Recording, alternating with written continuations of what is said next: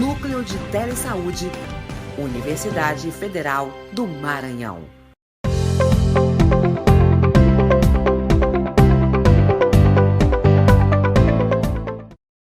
Boa tarde, eu sou Joana Guzmão, sou enfermeira. Hoje estou acompanhada da doutora Roberta, que é pediatra, neonatologista.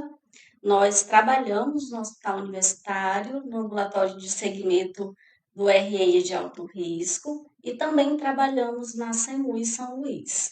E estamos hoje aqui para falar um pouco sobre a prevenção do vírus sensicial respiratório, o uso de nirsevimab em crianças prematuras, para as nossas crianças, e que deixa assim boa parte dos pediatras, principalmente nessa época do ano, bastante apreensivos, né? O vírus sincicial respiratório, também chamado, a gente costuma falar em VSR, ele é um vírus que é a principal causa de infecção respiratória baixa em lactentes, principalmente até os 2 anos de idade. Sendo que a gente sabe que boa parte, dos bebês até os 2 anos de idade, eles já vão ter tido contato com esse vírus. Mas as formas mais graves da doença acontecem principalmente no primeiro ano de vida, sobretudo nos primeiros 6 meses, dessas crianças. E é um problema assim, de saúde pública muito importante, porque sabe-se que em torno aí de mais de 33 milhões, de crianças são acometidas todos os anos, tem um episódio novo todos os anos dessas infecções respiratórias agudas associadas ao VSR. Isso mais ou menos até os 5 anos de idade. Então, são muitos casos todos os anos.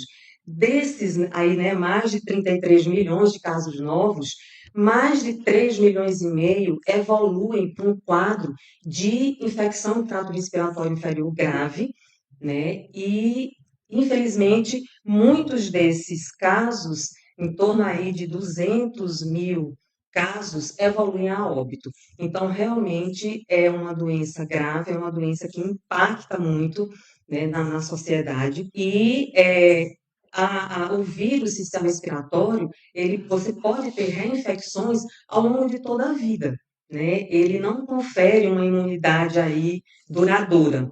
Então, a gente tem sempre esse vírus circulando, a gente tem sempre novas crianças sendo infectadas. O vírus é responsável por 75% dos casos de bronquiolites, 40% dos casos de pneumonia, que acontecem em crianças abaixo de 2 anos de idade. O agente etiológico é o VSR, é o vírus sincicial respiratório. Então, realmente, é um problema que aflige, muitos profissionais de saúde, porque são infecções respiratórias muito frequentes, principalmente durante o período da sazonalidade, e o vírus ele tem uma facilidade muito grande de ser transmitido. Então, a gente pode ter a transmissão do vírus através das secreções nasofaríngeas. Durante 5 a 10 dias após o início dos sintomas, a gente tem ainda essa transmissão. Então, através dos sintomas, como tosse, espirro, as secreções nasais, a gente também tem contatos com mãos, com superfícies, objetos, contaminados, infectados pelo vírus. Então, esse vírus ele vai penetrar o organismo, das crianças através das mucosas, mucosa nasal, mucosa oral, conjuntiva ocular. Ali ele vai replicar e vai causar a doença, Então, realmente é uma situação que aflige muito as famílias, os profissionais de saúde. A gente precisa cuidar, Cuidar mais das nossas crianças. Doutora Roberta, a gente percebe que esses dados eles são alarmantes, E esse vírus ele tem um período que ele circula numa maior frequência, no nosso estado, na nossa cidade. Eu queria que você falasse um pouco qual é esse período da sazonalidade do vírus aqui para o nosso estado do Maranhão. Na verdade, em relação ao país, em todo o Brasil, a sazonalidade do vírus sistema respiratório, ou seja, o período onde ele mais circula, quando ele mais circula, é o primeiro semestre, né, de todos os anos. Sendo que a gente tem na região norte a circulação do vírus sistema respiratório no primeiro semestre, sendo que com um pico de ocorrência no mês de abril. A gente tem Nordeste, Centro-Oeste e Sudeste. Os picos de maior ocorrência são nos meses de abril e maio. E no Sul, um pouquinho depois, junho e julho. Então, a gente geralmente considera essa sazonalidade aí, né, de março até julho, que a gente precisa iniciar, né, essa prevenção pelo menos um mês antes. Então, o período que a gente começa a imunizar as nossas crianças de forma passiva, né, é a partir do mês de fevereiro, todos os anos. É o período que a gente vai contemplar, então, a sazonalidade, ou seja, aquele período do ano onde a gente tem maior circulação do vírus. Resumindo, o primeiro semestre, né, é um período crítico para nossas crianças. Exatamente. E como você falou, ele é uma coisa assim que assusta, né? E eu queria saber se o vírus sensicial respiratório, ele tem um tratamento específico. Não, o vírus não tem um tratamento específico. A progressão clínica, né, da doença, a gente tem um período de incubação aí de 2 a 8 dias, mais ou menos.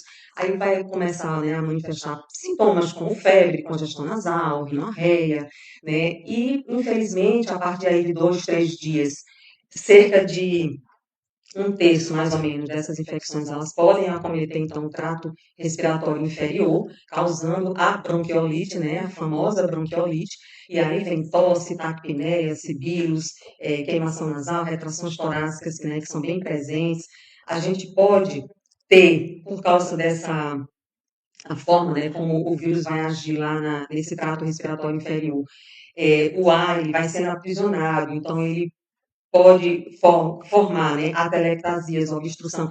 Daí a gente tem muitos bebês, principalmente os menores, né, os bebês menorzinhos, eles vão ter quadros respiratórios graves, né, com bastante insuficiência respiratória, e não tem, vai ter um declínio, né, da função pulmonar, a gente vai ter, então, o quadro mais grave da doença, resultando, inclusive, em hipoxemia. E não tem um tratamento específico para o vírus, né? O tratamento ele vai consistir de medidas terapêuticas de suporte ventilatório, suporte do estado geral, né? Então, geralmente, essas crianças com infecções mais graves vão necessitar de internações. E uma coisa que chama a atenção é que, assim, apesar da gente ter um grupo maior de risco, né, de maior risco para essas infecções graves, a grande maioria das hospitalizações pediátricas que acontecem pelo VSR, né, por infecções associadas ao VSR, ocorrem em bebês previamente saudáveis, ou seja, aqueles bebês que não têm uma comorbidade, né, já associada, que não nasceu, por exemplo, prematuro. Então, a maior parte das hospitalizações acontecem nas crianças sem ter, né, nenhum fator aí de risco associado. Embora a gente saiba que aquelas crianças com fatores de risco, elas vão ter formas mais graves da doença. Existem algumas diretrizes da Academia Americana de Pediatria, por exemplo, que enfatizam, né, que esse diagnóstico ele é baseado principalmente na anamnese, né, na história do paciente, no exame físico da criança. Não necessariamente a gente tem que fazer rotineiramente, né, as radiografias de tórax, os exames laboratoriais. A gente sabe que em muitos lugares a gente nem tem o acesso, né, a esses diagnósticos. Então, por isso, a gente tem que entender que a clínica vai guiar muitas vezes, né, esse tratamento. Mas lembrando que medicações como beta-2 agonistas, adrenalina, corticosteroides, não estão recomendados para o tratamento das crianças com bronquiolite. A gente vê que muitas vezes essas medicações são utilizadas pelo quadro clínico de uma maneira geral, mas o que as diretrizes mostram é que não existe um tratamento específico, não tem uma recomendação específica do uso dessas medicações no caso das bronquiolites, né? No caso dessas infecções mais graves dessas crianças. Então, realmente, são medidas de suporte ventilatório, são medidas, né, de manutenção do estado geral dessas crianças que são indicadas. E apenas quando a gente tem um quadro clínico associado com uma infecção bacteriana é que está indicado o uso de antibiótico, né, que é uma coisa que a gente também vê rotineiramente, o uso aí indiscriminado dos antibióticos. O vírus sistema respiratório, né, é um vírus, então a gente não vai tratar com antibiótico terapia, salvo realmente aqueles casos onde você tem uma infecção bacteriana associada. Diante de tudo isso, a gente vê que a gente precisa proteger as nossas crianças, não só contra o vírus sincicial respiratório, porque no nosso estado, no primeiro semestre, muitas chuvas, então circula vírus sincicial, circula influenza, enfim, circula inúmeros vírus. E basicamente a prevenção é quase que a mesma de uma forma geral. Então eu queria que tu falasse um pouco dessa prevenção nos cuidados do vírus sincicial respiratório, bem como a prevenção específica, né, que é o uso do anticorpo monoclonal, que é o foco da nossa discussão hoje aqui. Exatamente, excelente. Então, como prevenção, né, como, né, tu mesma já falaste, a gente tem, meio que universal para todas as outras viroses, né, que acontecem principalmente nesse nosso período aí chuvoso aqui do município, né, do estado de uma maneira geral. Então, assim, lembrando sempre aquelas precauções padrão, né, então, higiene adequada das mãos, o uso do álcool gel, que ficou tão disseminado na época da pandemia e que hoje a gente já vê um pouco uma queda, né? Então, a gente lembrar que a gente precisa voltar a usar bastante, né, o álcool gel, higienizar melhor essas mãos, o uso de luvas, aventais, máscaras, por parte principalmente dos profissionais, e a gente também ter a consciência, tanto os adultos, né, e até as crianças maiores, que uma vez que está com os sintomas, usar também a máscara para prevenir também, né, o próximo, né, as pessoas que estão ao seu redor. Importante também a limpeza das superfícies que podem estar expostas a essas secreções que o paciente vai eliminar, né? É importante o isolamento de pacientes com diagnóstico confirmado. Então, aquela história, né, de afastar funcionários quando tiver com o quadro respiratório e isolar aquelas crianças que já têm comprovadamente, né, o vírus sincicial respiratório. É muito importante aqui destacar duas situações que a gente costuma, na nossa prática do dia a dia, principalmente, né, a gente que trabalha com crianças de risco, né, lá, crianças egressas da unidade neonatal, lembrar, primeiro, do aleitamento materno, né, então incentivar, estimular o aleitamento materno, que é uma forma também da gente prevenir, porque a gente vai estar, né, melhorando muito a imunidade dessas crianças, e a questão que fica aí aquela conversa, né, principalmente entre os pediatras, os profissionais de saúde de uma maneira geral e as famílias, de evitar, né, as aglomerações. Então, evitar visitas para essas crianças muito pequenininhas, evitar Passear no shopping. evitar lugares, exatamente, passeios no shopping, né? Mas a gente precisa ter um pouquinho de bom senso, né, de não colocar essa criança exposta, não expor, né, essas crianças a um ambiente fechado, a um ambiente, né, com muitas pessoas, um ambiente aglomerado, que a gente sabe que isso vai favorecer a contaminação. Uma outra forma também que a gente sempre orienta de prevenção, evitar contato com fumantes, porque a gente sabe, né, que o fumo ele também vai prejudicar, né, e trazer também problemas para essas questões respiratórias. Retardar a entrada em creches e escolas, e coincidentemente, né, a nossa sazonalidade é no primeiro semestre, é quando essas crianças iniciam a escola.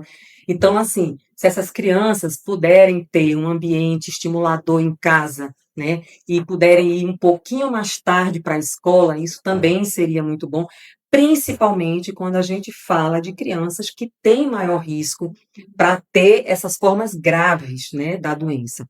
Então, se puder retardar um pouquinho também essa entrada nas creches e na escola, isso também é uma coisa aconselhável. E a gente tem hoje já, né, no Brasil, duas formas de prevenção, que são apesar de serem imunizações passivas, mas que têm bastante eficácia, né, na prevenção do vírus, que é a vacina da gestante. Então, a vacinação contra o VSR-A e o VSR-B, que iniciou, né, em 2025, essa vacina, ela deve ser aplicada na gestante a partir da 28ª semana de gestação.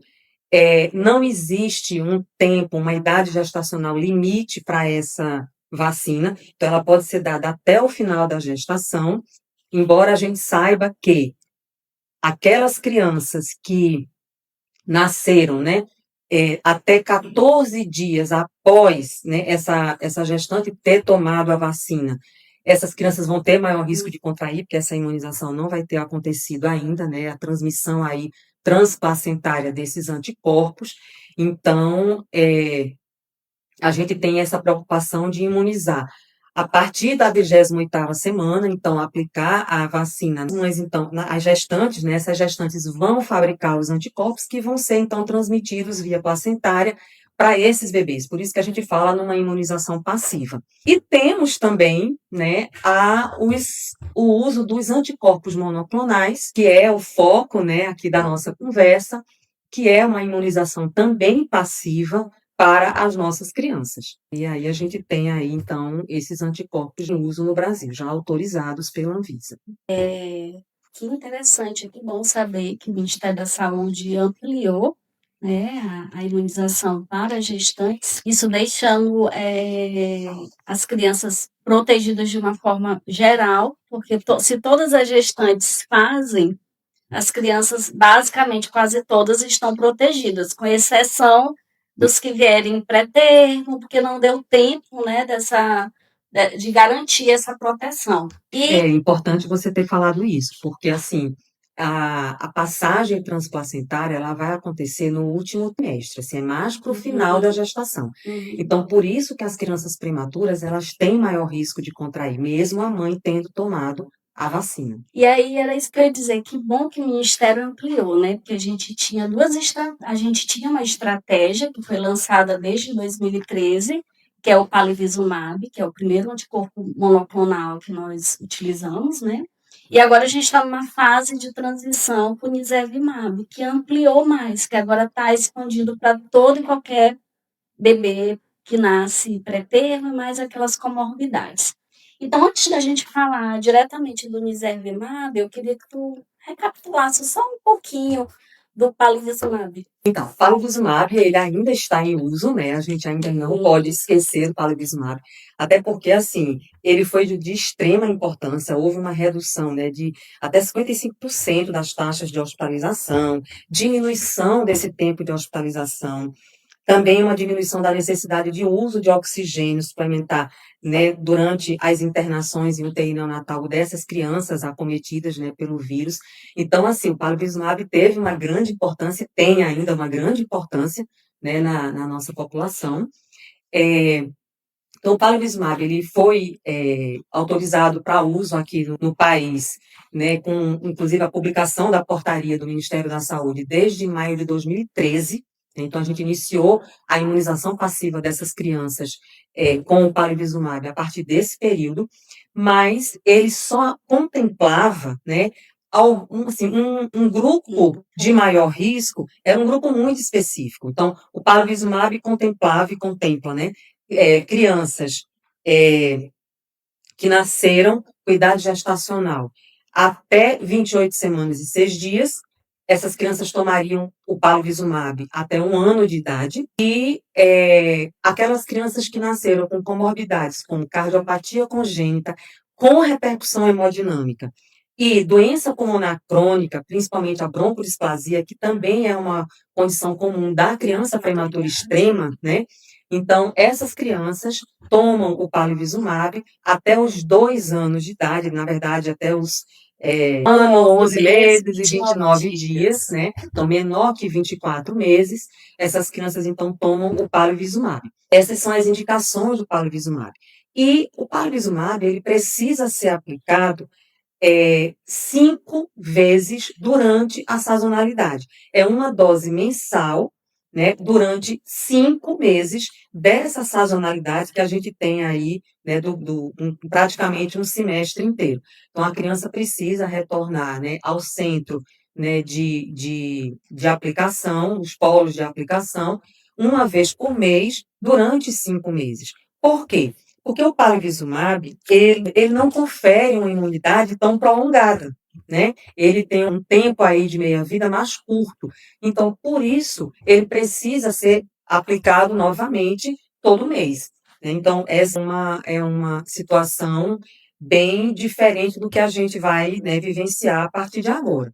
E essas crianças com a indicação do palivizumab, elas vão continuar tendo a indicação do palivizumab até que a gente faça essa transição para o nirsevimab, tá? Então, o palivizumab vai continuar contemplando, mas existe também uma outra questão que é o alto custo, né? E aí, por isso, ele acaba contemplando esse grupo muito restrito de crianças. Mas a gente já viu que o VSR, ele acomete praticamente todas as crianças até os 2 anos de idade, tendo infecções, né, respiratórias agudas, principalmente nas crianças até o ano de idade, principalmente até os 6 meses. Essas infecções podem ser mais graves.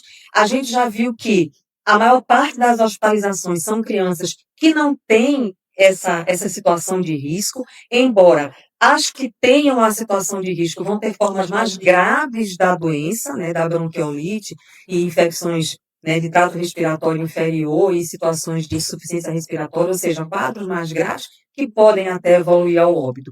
Então, assim, o Ministério da Saúde conseguiu contemplar durante todo esse período essas crianças de maior risco, essas crianças que tinham risco maior, inclusive, né, de evoluir a óbito, mas, infelizmente, não conseguia contemplar todas as crianças, até pelo custo elevado, né, da medicação.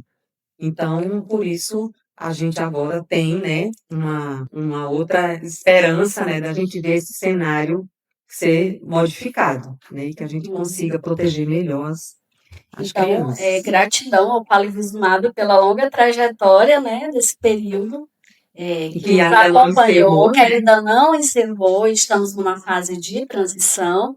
Lembrando que as crianças que nasceram na sazonalidade de 2025, que fizeram palivizumab, que tem indicação de continuar um ciclo, por exemplo, as crianças com comorbidade vão continuar com palivizumab, né? Exatamente. Essa novo anticorpo monoclonal será direcionado só para as crianças que nasceram de agosto, né? Exatamente. Todas as A crianças que partir de agosto de nasceram, 2025. todas as crianças que nasceram durante a sazonalidade de 2025, que ainda não completaram um ano, ou seja, elas iniciaram o palivizumab na sazonalidade de 2025, elas vão continuar, né, com o palivizumab até finalizar o período que elas têm direito a tomar o palivizumab. Então, por exemplo, se forem os prematurinhos, né, os prematuros extremos de até 28 semanas e 6 dias, se eles iniciaram em 2025 o palivizumab, até completar um ano de idade, eles vão continuar tomando o palivizumab na sazonalidade agora de 2026.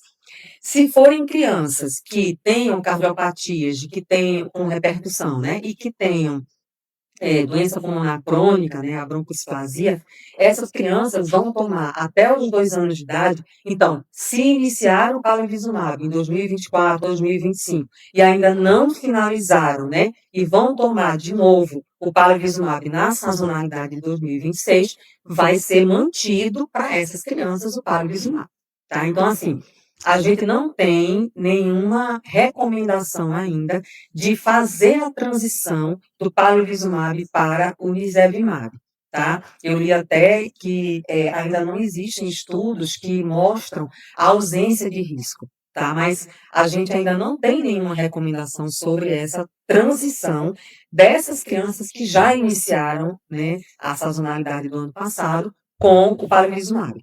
Então, recapitulando, né, crianças que nasceram em 2025, nasceram durante a sazonalidade, iniciaram o palivizumab e vão tomar o palivizumab até completar um ano de idade, elas continuam com o palivizumab esse ano até completar um ano. Aquelas crianças que vão tomar até, né, próximo dos 2 anos de idade, elas também vão tomar o Palivizumab, seja a segunda sazonalidade ou até a terceira. Já tem criança tomando até, né, já pelo terceiro ano, porque ainda vão completar 2 anos durante essa sazonalidade de 2026.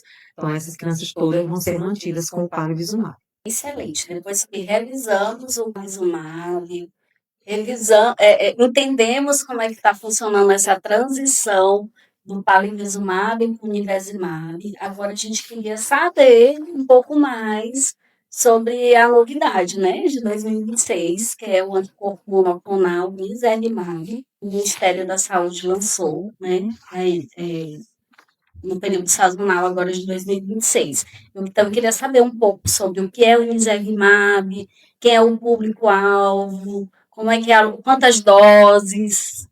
Então, a gente vem agora com um pouco, né, algumas diferenças aí, né, que a gente gosta até de falar assim, o que é que muda, né, a partir de agora.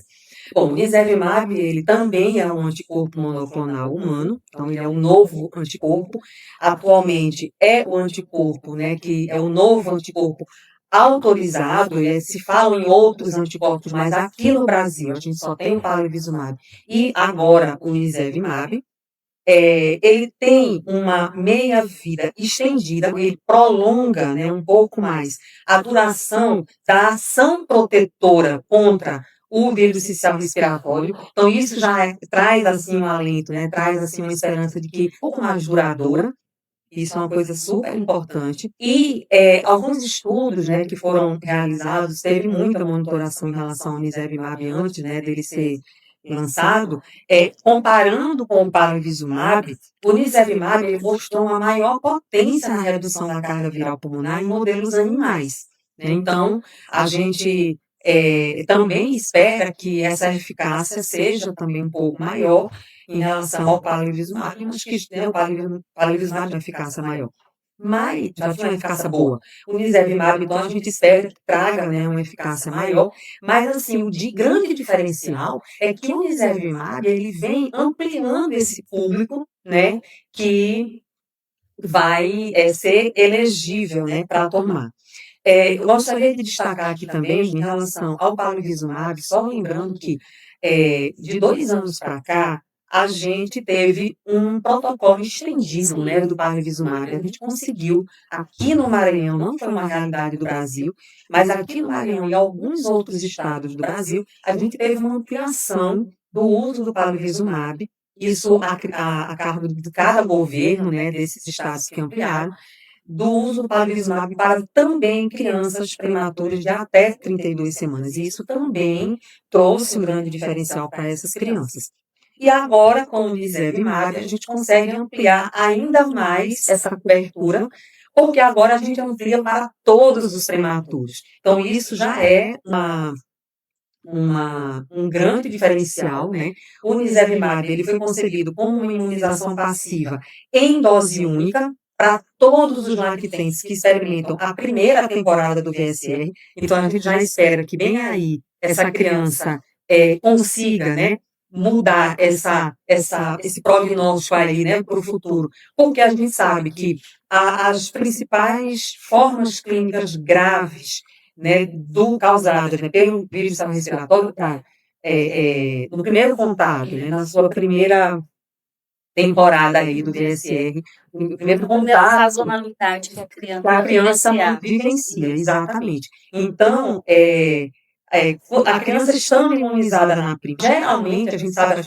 sabe que tem muita criança até 2 anos, mas já cai um pouco as formas mais graves, né, dessa doença. Então, primeira sazonalidade, a primeira temporada realmente do vírus que essa criança vai viver, é importante que essa criança esteja imunizada. Então, agora a gente consegue ampliar, né, para todas as crianças prematuras e a gente também ampliou agora as comorbidades. Então, continua valendo para as crianças cardiopatas, né, com repercussão hemodinâmica, continua valendo para as crianças com doença pulmonar crônica, né, a broncodisplasia, que também é característica do bebê prematuro, mas agora a gente consegue ampliar também para outras comorbidades, né? Isso também trouxe uma grande alegria, né, para a gente, e a gente pode falar daqui a pouco dessas comorbidades. Lembrando agora do esquema de doses, que foi a sua pergunta, né? Então, enquanto o palivizumab, a gente tinha que fazer uma dose mensal, né? E essa dose, ela era baseada no peso da criança, 15 miligramas por quilo, né? Cada dose dessa, o nirsevimab vem diferente e vem de uma forma até mais fácil, né? Que assim, todas as crianças com peso menor que 5 quilos, elas vão fazer 0,5 ml. Todas as crianças com peso acima de 5 quilos, as crianças elegíveis, né, vão fazer 1 ml. Isso na primeira sazonalidade. Agora, para aquelas crianças que vão fazer na segunda sazonalidade, que são aquelas que têm comorbidade, que vão tomar até completarem quase 2 anos, né, então 1 ano, 11 meses e 29 dias, para essas crianças, na segunda sazonalidade, a dose já vai ser de 200 miligramas, então seriam 2 aplicações de 1 ml realizadas, no caso, no mesmo momento, mas a gente realiza em sítios anatômicos diferentes, né? Então, o ideal é que esses anticorpos monoclonais eles sejam aplicados via intramuscular no vasto lateral da coxa, e nesse caso da criança que precisa tomar 2 aplicações de 1 ml, na segunda sazonalidade pela dose, né, maior de 200 miligramas. Então, o ideal é que seja 1 ml em cada músculo, né, Cada vasto vasto lateral. Exatamente.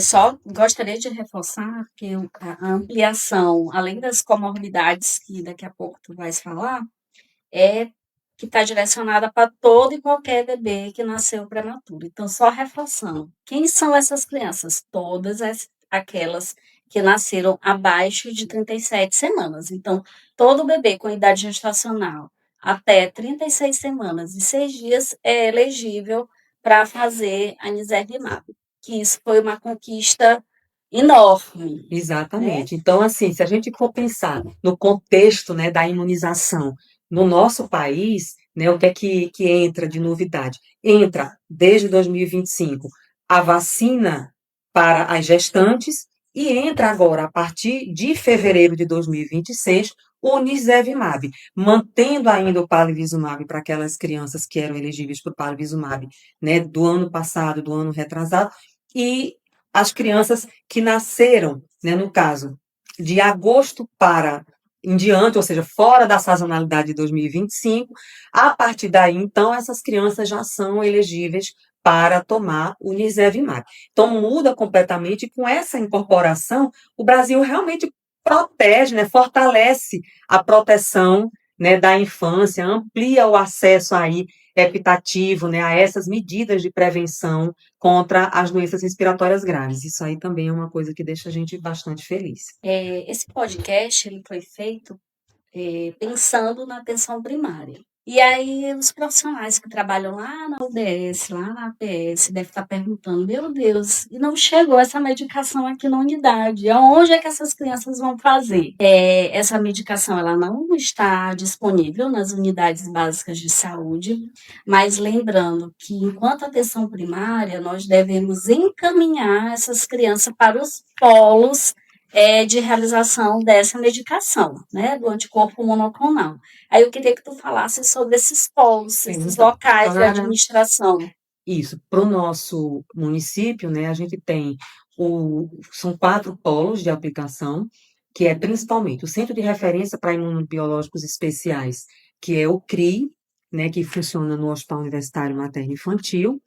A gente tem o polo da máquina, que é a maternidade de alta complexidade do Maranhão. A gente tem o Hospital Infantil Dr. Juvencio Matos, também tem um polo, e o Hospital Estadual de Alta Complexidade, Dr. Carlos Macieira, mas só lembrando que o Carlos Macieira, gente, não é porta aberta para os encaminhamentos de uma maneira geral. As crianças que vão ser imunizadas no Carlos Macieira são crianças atendidas no ambulatório de cardiologia pediátrica. Então, é um público bem específico, né, dos cardiopatas que estão já sendo atendidos no no Hospital Carlos Macieira. Então, o Carlos Macieira também hoje está como um polo, né, de aplicação do Nirsevimab. E para as crianças de uma maneira geral, né, principalmente aqui da nossa região, município e Grande São Luís, né, então a maternidade de alta complexidade, a máquina, o Centro de Referência de Imunobiológicos Especiais, CRI, que é no HU UFMA, e o Juvencio Marcos, são os polos principais. E lembrando que a máquina, esses polos funcionam no turno da manhã, de segunda a sexta, então de 8 às 12. Também o Juvencio Matos funciona pela manhã, de 8h30 às 11. E o CRI, lá no HU UFMA, funciona de 8 às 17. Então, funciona também um período da tarde. Eu queria saber como é que vai ser a oferta do Nirsevimab no SUS. Se você explicasse melhor para a gente essa dinâmica, como é que é a logística. Então, todas as crianças que nasceram a partir de agosto, ou seja, que não estavam na primeira sazonalidade em 2025, né, que nasceram após a sazonalidade de 2025, e que são elegíveis naqueles critérios, né, de elegibilidade que a gente já falou dos prematuros e das comorbidades. Eu vou daqui a pouco detalhar um pouco mais sobre essas comorbidades. Essas crianças todas, elas iniciam a partir de fevereiro, né, já iniciamos a partir de fevereiro de 2026, para todas as crianças prematuras, o uso do Nirsevimab na maternidade. Então, o que a gente quer é que essas crianças sejam imunizadas logo após o nascimento, né? E a gente sabe que o anticorpo monoclonal, o Nirsevimab, o anticorpo, por ser uma imunização passiva, ele já confere imunidade poucos dias após a aplicação, então é muito rápida, né? Então, quanto mais precoce a gente conseguir imunizar essas crianças, melhor. Então, por isso, a gente quer iniciar, e já iniciamos, na verdade, nas maternidades, a aplicação do Nirsevimab para todas as crianças nascidas prematuras. E detalhe, todas as prematuras, elas vão receber na maternidade, após o nascimento, ao longo de todo o ano, tá? A gente não vai contemplar só a sazonalidade. Todas as crianças que nascerem, né, durante todo o ano, vão ficar tomando, se forem prematuras, ou seja, menor que 37 semanas, todas essas crianças vão tomar na maternidade após o nascimento, ok? O interessante é que as crianças prematuras que ainda estão internadas na UTI neonatal vão fazer sua primeira dose ainda durante o período de internação na unidade neonatal. Exatamente. E isso também é uma coisa muito legal, porque a gente tem casos, né? Às vezes, de criança reinternando por causa de bronquiolite, é muito comum. Então, a gente vai ter essas crianças sendo imunizadas antes mesmo de terem alta, né, da unidade hospitalar. Então, né, todas as crianças nascidas pré-termo, elas vão ser imunizadas, já estão sendo imunizadas, e vão ser imunizadas ao longo de todo o ano, logo após o nascimento, ainda na maternidade. Agora, aquelas crianças com comorbidades inferior a 24 meses, né, de idade, essas crianças, elas vão tomar o Nirsevimab no período da sazonalidade. Então, essas crianças precisam ser encaminhadas para esses polos que a gente falou, para receberem o Nirsevimab, né, tanto na primeira sazonalidade como na segunda sazonalidade. Elas vão receber, então, o Nirsevimab nos polos. Tá? Então, durante só o período sazonal. E aí elas vão ser encaminhadas, então, para essa rede, né, de imunobiológicos especiais, que são os polos. E por falar em comorbidades, eu queria que tu falasse melhor sobre essas comorbidades, porque antes a gente tinha só os cardiopatas com repercussão hemodinâmica, aqueles que evoluíam com doença pulmonar grave, o exemplo, os broncodisplásicos, mas houve uma ampliação significativa do Ministério da Saúde. Eu queria que tu detalhasse melhor essas comorbidades para nós conhecermos. Ótimo. Então, assim, os cardiopatas, né, as crianças com cardiopatia congênita. O que a gente chama, né, de cardiopatia congênita com repercussão hemodinâmica? Então, assim, eu deixei para detalhar depois com calma, exatamente porque, assim, para que os profissionais que estejam, né, trabalhando nos postos, né, na atenção primária, os profissionais que identificam essas crianças, por exemplo, nas visitas domiciliares, nas UBS, que eles consigam identificar e chequem, porque é importante a gente checar, né? Olha, é uma criança que pode tomar, está elegível para tomar, vamos ver se essa criança já tomou. Então, assim, quem são, né, essas crianças elegíveis para o Nirsevimab? O primeiro público a gente já falou que são os prematuros, ó, todos os prematuros, então, todas as crianças nascidas com idade gestacional menor que 37 semanas. E além dos prematuros, né, esses vão tomar só até os 6 meses de idade, tá, gente? Então, assim, vai tomar ao nascimento, né?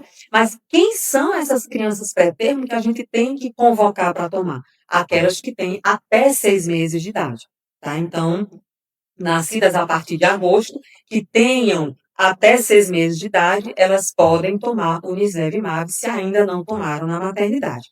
E quem são as outras crianças, né? Quem são essas crianças aí das comorbidades? As indicações.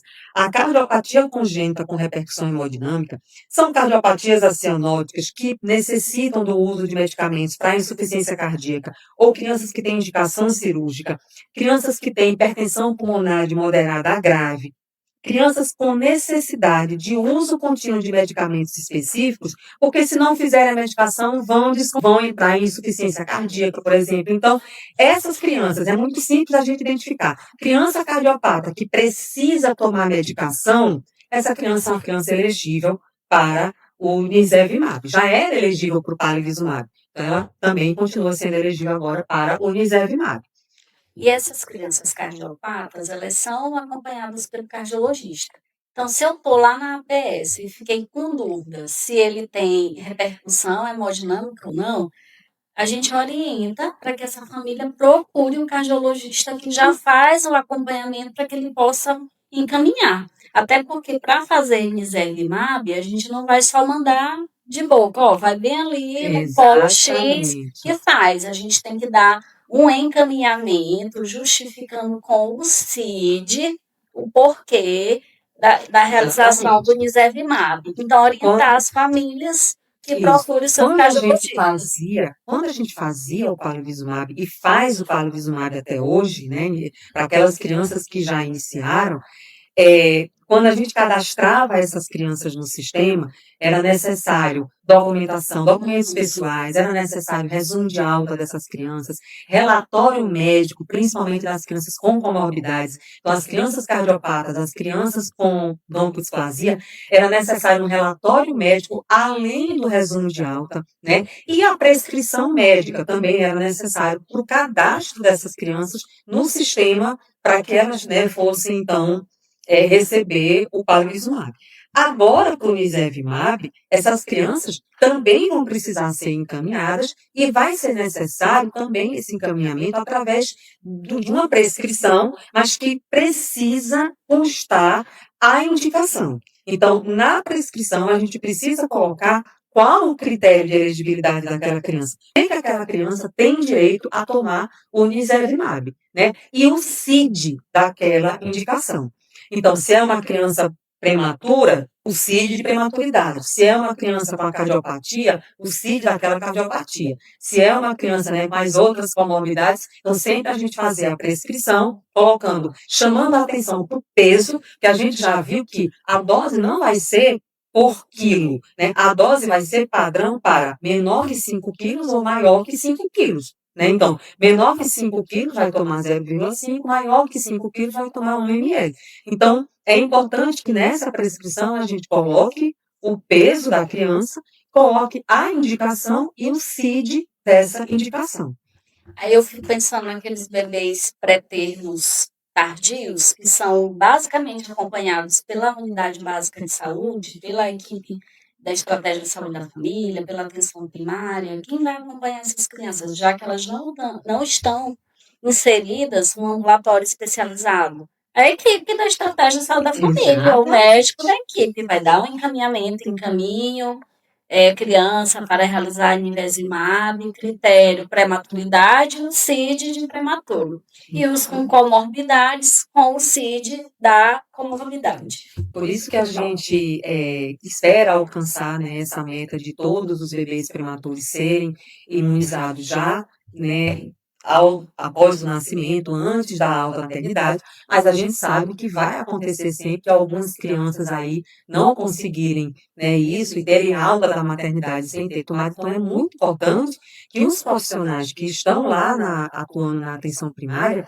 estejam atentos a isso, né? Então, checar se essa criança recebeu ou não o Unisevimab, principalmente em se tratando de pré-termos tardios, até porque sabe que a gente hoje está tendo uma regulamentação maior, já tem uma portaria ministerial falando dos ambulatórios de segmento, né? Mas os ambulatórios de segmento, de uma maneira geral, no país, eles mudam um pouco os critérios, né, de acompanhamento. Acompanham bebês que nascem, sabe que uma palha de forma prematura vão estar sendo acompanhados pelos profissionais da atenção primária. Então, muito importante que essas crianças sejam encaminhadas. Bom, e aí, né, a gente falou dos cardiopatas, que era o critério, né, de comorbidade, e aí as outras comorbidades. Então, doença pulmonar crônica, né, da prematuridade, o que a gente chama também de broncodisfasia.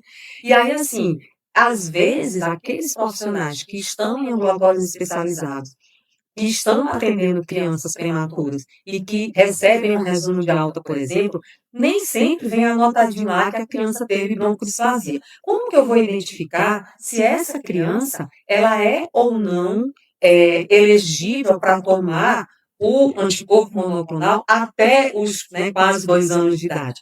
Então, é interessante, a gente consegue identificar prematuros que eram dependentes de oxigênio com 28 dias de vida, né, e que tinham alterações radiográficas, isso é bastante sugestivo, né, praticamente é diagnóstico de broncodisfasia. Então, prematuros fazendo uso de oxigênio no 28º dia de vida, com alterações radiográficas, aquelas crianças que tinham ainda necessidade de oxigênio quando alcançaram 36 semanas de idade corrigida, então também são crianças com doença pulmonar crônica, e aquelas crianças que usam, né, necessitam de suporte terapêutico, por exemplo, oxigênio, corticoide, diurético, né, principalmente nos últimos 6 meses antes da segunda sazonalidade. Então, indica que aquela criança tem uma doença pulmonar crônica e ela precisa fazer ainda, né, o Unisevimab na segunda sazonalidade. Então, é interessante a gente avaliar direitinho essa questão respiratória se esse bebê tem uma doença pulmonar e como que ela está se comportando, para a gente não deixar, né, de encaminhar essas crianças. Bom, e aí, né, esses critérios a gente já tinha para o Pamilizumab, o que é que ampliou agora para o Unisevimab? Então, a gente agora ampliou também para todas as crianças imunocomprometidas graves, sejam aquelas crianças que já nasceram ou que adquiriram, né, alguma doença, alguma imunossupressão, né, aquelas crianças com patologias, por exemplo, erros inatos graves da imunidade, crianças que precisam usar corticoides em altas doses por períodos prolongados, que é uma medicação imunossupressora, transplantados também, pacientes oncológicos, né, então aquelas crianças pequenininhas, mas que tiveram essas patologias. Então, de uma maneira geral, qualquer criança imunocomprometida até esse período aí dos 2 anos de idade, né, dos menor que 24 meses aí, vai ser contemplado com o Unisevimab. Também as crianças portadoras de fibrose cística. As crianças portadoras de fibrose cística com doença pulmonar grave, internação prévia, por exemplo, com exacerbação do problema, alterações persistentes na imagem pulmonar, crianças também com peso e estatura, crianças com fibrose cística, que têm comprometimento também no crescimento, né, peso e estatura menor aí do que aquele percentil 10. Então, também são crianças elegíveis para fazer até, né, os quase 24 meses aí de Unisevimab. Ou seja, vão ser contemplados na segunda sazonalidade. Também crianças portadoras de doenças neuromusculares graves. Então, assim, qualquer criança que tenha problemas neuromusculares, de fraqueza muscular respiratória, que comprometa a ventilação, tosse, eliminação de secreções. Então, por exemplo, aquelas crianças com AME, neuropatias, distrofias congênitas graves, doenças mitocondriais, miopatias congênitas graves, doença de pompa infantil. Então, tem várias doenças aí listadas nesse critério aí de doenças neuromusculares graves, tá? Síndrome de Down também foi uma grande inclusão para o Unisevimab, não só aqueles que têm cardiopatia associada, mas todos, né, todos os bebês que têm síndrome de Down até os 24 meses de idade vai fazer, a idade inferior, né, a 24 meses de idade também tem indicação do Unisevimab. E um outro critério também muito interessante, que são crianças portadoras de anomalias congênitas das vias aéreas e doenças pulmonares graves. Então, aqui, a gente vai, né, abranger crianças, todas também menores de 24 meses, com alterações estruturais que comprometam, né, a ventilação, depuração de secreções, então agenesia, hipoplasia pulmonar, cistos broncogênios, traqueomalácia grave, estenose traqueal, compressões vasculares. Então, essas malformações, né, fendas que comprometam essa questão respiratória, essas crianças também vão entrar no critério de inclusão para o Nirsevimab. Acho que em relação aos critérios clínicos era isso. Certo. Que bom que o Ministério da Saúde hoje ampliou muito, né? Então, é benefício para as nossas crianças, é proteção para as nossas crianças, principalmente para aquelas de muito risco. E a gente já está chegando bem ao finalzinho, e a gente, quem está do outro lado deve estar se perguntando, bem, e eu na PS, o que que eu tenho a ver com isso? Tudo a ver. Porque quem está no território acompanha a família, sabe as peculiaridades de cada família, cada história, reconhece quem são os bebês que nasceram pré-termo, quem tem comorbidade e quem a gente deve encaminhar. Então, eu queria saber quais as sugestões, né, para resgatar, para buscar, pela própria atenção primária, para o acompanhamento dessas crianças do Niselimar. Isso, então assim, a gente está com um grupo aí de crianças, né, nascidas de agosto em diante, agosto de 2025 em diante, que parte dessas crianças, ou seja, aquelas que ainda não completaram 6 meses de idade, elas precisam ser resgatadas, né? Porque, assim, muitas dessas crianças que nasceram prematuras, principalmente os pré-termo tardios, eles estão sendo acompanhados na atenção primária. Então, essas crianças, elas precisam ser resgatadas. Se elas ainda não completaram 6 meses de idade, nasceram prematuras, elas precisam ser encaminhadas para os polos, né? Então, lembrando o encaminhamento com a indicação, né, da prematuridade e a prescrição, então, com a indicação e o CID. Essas crianças precisam ser resgatadas, porque as crianças que nasceram a partir de fevereiro provavelmente estão tomando na maternidade. Mas também sempre é importante a gente resgatar aquelas que não fizeram na maternidade. Até Né? porque nem toda maternidade é polo de referência para a administração do Niservimab.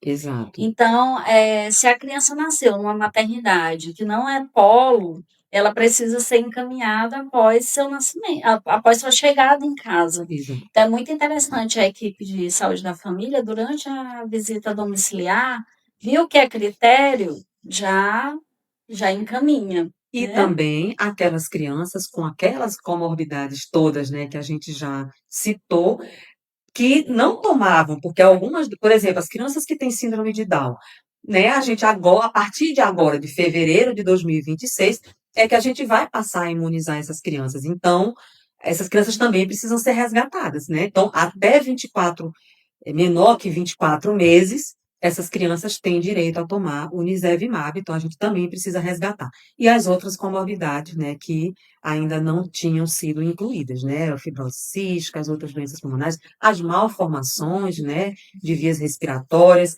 então a gente precisa, né, fazer o resgate dessas crianças, né, conferir nas consultas de puericultura, já no pré-natal de alto risco, nas visitas domiciliares, a gente precisa conferir, né, se essas crianças já tomaram, se não tomaram, se são elegíveis para tomar, para que a gente consiga, então, encaminhar, né, atualizando sempre, lembrando dos registros, né, que precisam ser atualizados, né, e a gente, com isso, a gente consegue contemplar, né, uma boa parte aí dessas crianças que deveriam, né, tomar, que precisam tomar o Nirsevimab.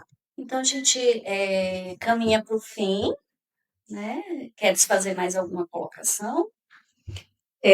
Explicar sempre às famílias, é importante que todos os profissionais, né, que trabalham né, com essas famílias. Explique que o Nirsevimab não é uma vacina, não vai conferir uma imunidade para sempre, né? A imunidade, ela tem um tempo um pouco mais prolongado que o palivizumab, mas ainda é um tempo de meia-vida, né, limitado, em torno aí de 6 meses.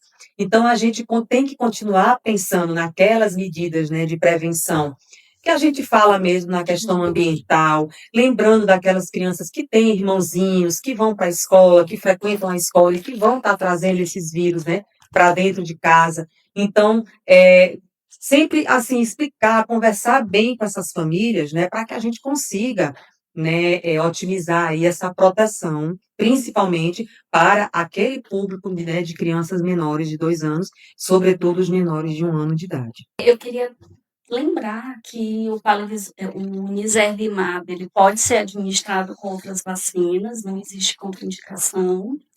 Que também uma das indicações é, se o bebê tiver com uma doença febril aguda, você pode orientar, esperar sair daquele quadro para poder encaminhar para fazer a dose do Nirsevimab. Eu estou falando isso porque geralmente são as dúvidas mais comuns de quem trabalha lá na atenção primária. Isso. E, inclusive, assim, né, as contraindicações, né, ao Nirsevimab. Basicamente, a doença febril aguda, que você já citou, instabilidade clínica, principalmente em se tratando de bebês prematuros, né, que a gente sabe que ainda podem estar, né, num quadro clínico aí um pouco instável.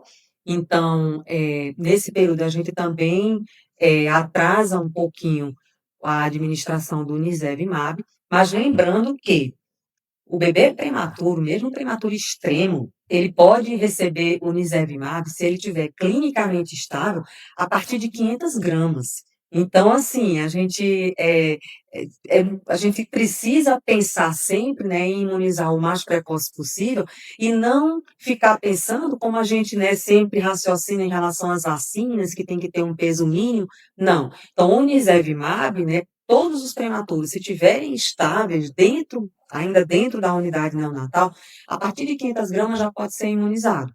Então, isso também é uma coisa legal.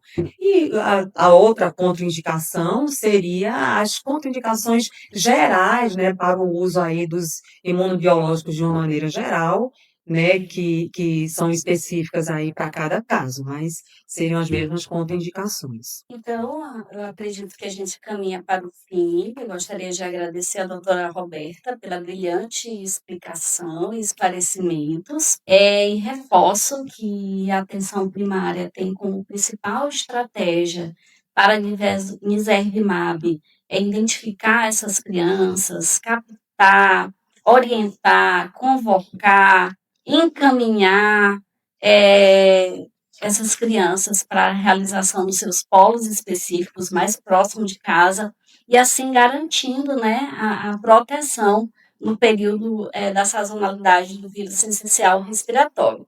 Então, a gente agradece esse momento, é muito rico, de muito aprendizado, e é isso.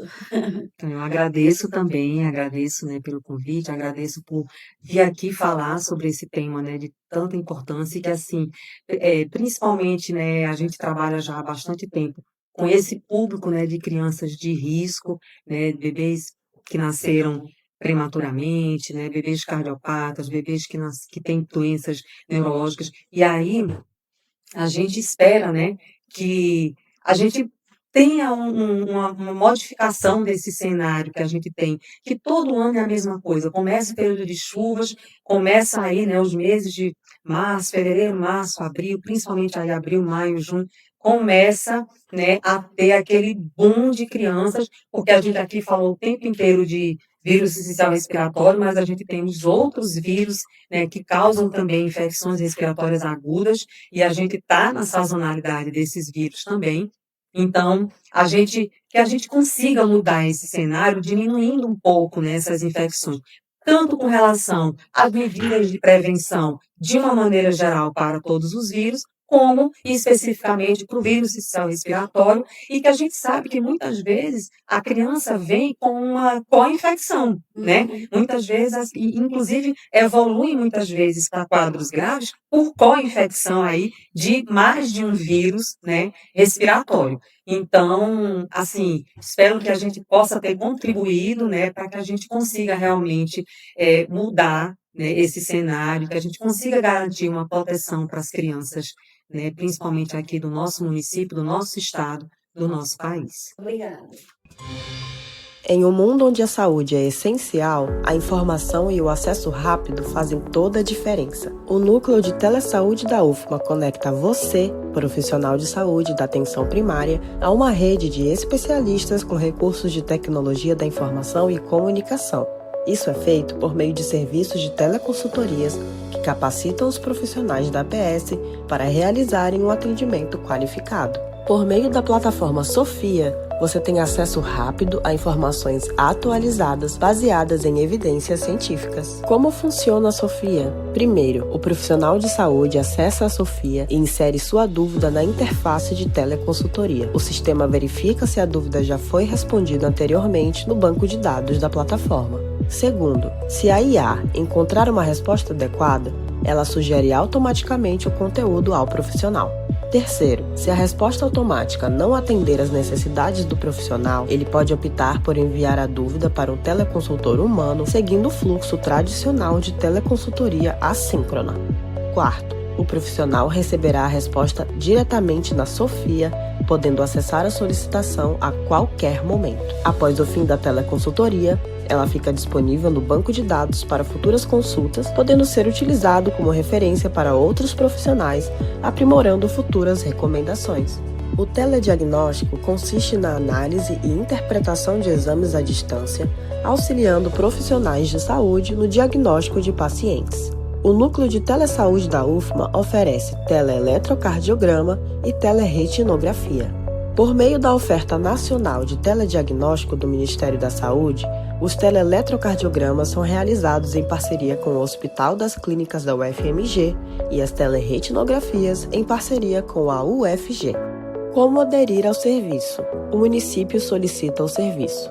É preciso ter aparelhos e estrutura compatíveis para a realização do exame. A equipe técnica do Telesaúde irá fazer a implantação, configurar os equipamentos e treinar a equipe local. Uma vez implantado, o serviço está pronto para ser utilizado.